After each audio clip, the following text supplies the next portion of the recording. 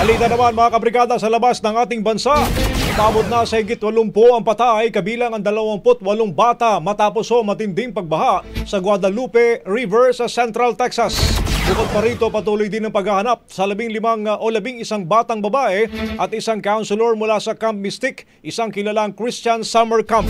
Ayon pa sa mga otoridad, 41 pa ang nawawala habang 850 ang siyang nailigtas kabilang ang mga natrap sa puno.